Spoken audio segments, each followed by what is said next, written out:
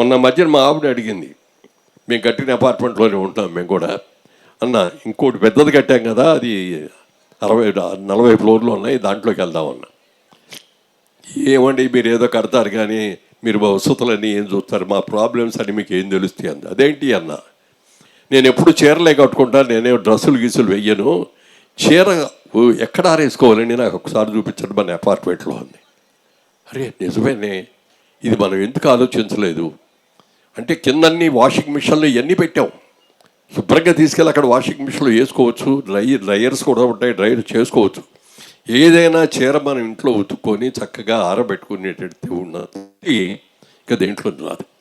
అయ్యో పొరపాటే చేసేవే మనం అంది.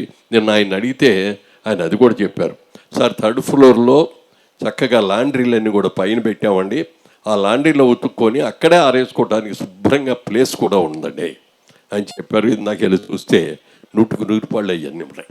అంటే ఇంత ఆలోచించాలి, రాబోయే రోజుల్లో ఏమేమి అవసరాలు ఉంటాయి అవన్నీ కూడా ఆలోచించేస్తే, ఎందుకంటే ముందు చూపు అనేది చాలా ముఖ్యం.